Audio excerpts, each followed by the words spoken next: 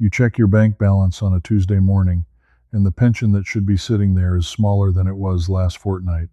Not gone, just less. That is exactly how it started for me. One quiet cut I never saw coming, from a rule change I never got a letter about. Here is the hard truth I learned too late. The money in your bank account can shrink your pension, even when you never spend a cent of it. And starting the 11th of July, the way your bank talks to Centrelink about that money is changing, and almost no one has explained it to you in plain English. I found out the painful way, sitting at my kitchen table with a bank statement in one hand and a cold cup of tea going colder. Stay with me, because by the end I will hand you the one free service inside Services Australia that could have saved me hundreds of dollars, and the 14-day rule that decides whether you keep your money or hand it back. This applies to you whether you are on the full pension, a part pension, or you are still a year or two away from claiming. Let me take you back to how the trap closed on me, because I want you to see every step so you can see it coming when it reaches you. It was a Thursday afternoon in the spring, and I had just done something I thought was completely harmless. I had sold my late brother's old car and put the money in my savings account, a little over $11,000. I remember feeling almost proud of myself for tidying up his affairs. I did not tell Centrelink. Why would I? It was not income. I had not started a job. I had not won the lottery. It was just money moving from one place to another. That single assumption, that quiet little bit of common sense, is exactly what cost me. Because Centrelink does not see your savings the way you see your savings. And what happened next taught me a lesson I am now determined to pass on to you before it reaches your account too. Here is what I did not understand, and what most pensioners I talk to still do not understand. Centrelink does not care whether your bank account actually earns you any interest. They assume it does. They use something called the Deeming rate, and it is one of the most misunderstood rules in the entire pension system. Deeming means the government pretends your savings and your financial investments are earning a certain rate of return, whether they really are or not. It does not matter if your bank is paying you almost nothing. It does not matter if the money is just sitting there. Centrelink deems it to be earning income, and that deemed income is counted against your pension under the income test. Let me give you the exact numbers, because this is where it gets real. For a single pensioner, the first $62,600 of your financial assets is deemed to earn a lower rate of 0.25%. Everything above that is deemed to earn 2.25%. For a couple, that lower threshold sits at $103,800. Now those deeming rates have been frozen for a while, and that freeze was a lifeline for a lot of us. But freezes do not last forever, and the moment they lift, the deemed income on your savings jumps, and your pension quietly drops, and no one rings you to warn you it is about to happen. So when I dropped that $11,000 into my savings, I pushed my total financial assets higher, and Centrelink deemed that extra money to be earning income I never actually received. My pension was reduced, not by a fortune in one hit, just enough that I did not notice straight away. And that is the cruelty of it. It is designed to be small enough that you do not question it, but it adds up fortnight after fortnight after fortnight. Therefore, I need you to understand something even more dangerous than the cut itself, and it is the part that turned my small mistake into a genuine debt. The reduction was not the real disaster. The real disaster was time. Because I did not report that money within the window Centrelink gives you, they eventually worked out I had more in my account than my record showed, and they backdated the correction. Suddenly, I was not just getting a smaller pension going forward. I was told I had been overpaid and I owed money back. Money I had already spent on groceries and power bills and a new set of tires. That is when the tea went cold. That is when I understood that the system was never really built to catch you gently. It was built to catch you late, when the number is bigger. You are given 14 days. That is the rule almost nobody tells you clearly. When your circumstances change, when your bank balance changes in a meaningful way, when you receive a lump sum, when you sell something, when you get an inheritance, you are expected to tell Centrelink within 14 days. Miss that window, and any extra pension they paid you in the meantime becomes a debt you have to repay. I had blown right past 14 days without even knowing the clock was running. And the worst part is that the clock started ticking the moment that money hit my account, not the moment I found out it mattered. Now here's where I started asking a darker question, and I want you to ask it with me. How did Centrelink even know how much was in my account when I never told them? That question is the whole reason I am making this video today, because the answer is about to affect every single pensioner in this country. The answer is data matching, and it is getting stronger, not weaker. Services Australia and the Australian Taxation Office already share information. Banks report interest you earn, and the system quietly cross-checks what you declared against what the records show. For years this was clunky and slow. That slowness was almost a mercy, because it gave people time. But that gap is closing fast. And the changes rolling out through the banking system this year are the reason I am ringing the alarm bell now. The banks have signed on to something called the Scam Safe Accord. And part of that push means banks are building far more powerful systems to verify who you are, to confirm who you are paying, and to track and flag money moving in and out of accounts. On the surface, it is sold to you as protection. Protection from scammers, protection from fraud. And some of it genuinely is good for you. I will not pretend otherwise. But every one of those systems also makes your financial life more visible, more traceable, and easier to match against your pension record. The days when a lump sum could sit quietly in your account for months before anyone noticed are ending. Therefore, the 14-day rule that I ignored is about to become the difference between keeping your pension and copping a debt notice for far more people than ever before. Let me be very clear about what is actually changing around the 11th of July, because I do not want you walking away with vague fear. Banks are rolling out stronger identity and payment verification. More accounts are being brought under tighter monitoring. And the flow of information between your financial institution and the government is becoming faster and more automatic. What used to take a year to catch up with you may now take a single reporting cycle. So the mistake I made, sitting on unreported money past my 14 days, is a mistake that will now bite faster and harder than it did when it bit me.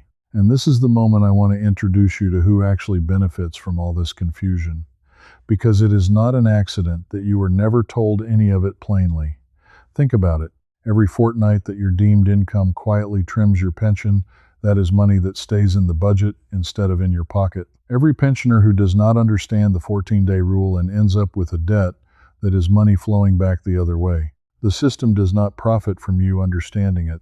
It profits from you being just confused enough to make a small mistake and just slow enough to make it an expensive one. I am not saying there is a villain in a dark room twirling a mustache. I am saying the rules are written in a way that quietly counts on you not noticing, and the communication is vague in a way that quietly counts on you not asking. When I finally sat down with someone who explained it properly, my first reaction was anger. Why did no one just tell me this in words I could understand? That anger is exactly why I am telling you now. If what I am describing is already sounding familiar, you might want to go deeper than one video can take you. I put everything I learned the hard way into a series of digital books called Pension First, Pension Edge, and The Full System. They walk you through Deeming, the 14-day rule, the income and assets tests, and every other moving part of the pension system in plain, straight language, the kind I wish someone had handed me before I ever sold that car. You can find the details in the description below, and if any part of what I have shared today has already saved you from a mistake, the books will take you the rest of the way. Now, back to the question I kept asking myself in those dark weeks after the debt notice arrived. But before I give you the way out, I have to talk to the person watching this who is already shaking their head. Because I know some of you are thinking this could never happen to you. Maybe you are thinking, I am not even on the pension yet. I have got a couple of years to go. This is not my problem. Or maybe you are thinking, I have got a financial advisor. I have got a self-managed fund. I have done everything by the book. I am careful. Or maybe you are thinking, I barely have any savings. My balance is tiny. There is nothing for them to deem. I understand every one of those thoughts, because I had the third one myself. I thought my little savings account was too small to matter. Let me tell you why every single one of those assumptions is exactly the door the trap walks through. If you are not on the pension yet, listen closely, because you are in the most dangerous position of all. The habits you build now with your money, the accounts you set up, the lump sums you receive in these final working years, all of it becomes your assessed position the day you claim. People sell a property, receive a redundancy, get an inheritance in the years right before they claim the pension, and they park it and they move it around without realizing that gifting rules and deeming and asset tests are already watching the calendar. You are allowed to gift only $10,000 in a single financial year and no more than $30,000 over 5 years before Centrelink still counts that money as if you never gave it away. If you try to tidy up your finances by handing money to your kids right before you claim, you can accidentally create a phantom asset that drags down a pension you have not even started receiving yet. So no, being a couple years out does not protect you. It just means the mistake gets to sit and grow before it is discovered. If you have an advisor or you think you have done everything right, here is the uncomfortable truth. Advisors advise on growing and protecting your wealth. They are often not the ones tracking whether you reported a $15,000 change to Centrelink within 14 days. That gap between financial advice and Centrelink reporting is precisely where good, careful, honest people fall down. Doing everything right with your investments and forgetting one reporting deadline can still land you a debt notice. And if you think your balance is too small to matter, remember mine was small too. It was $11,000, and it still triggered a reduction and a backdated debt. The deeming thresholds mean even modest savings are assessed, and even a modest overpayment must be repaid. Small does not mean safe.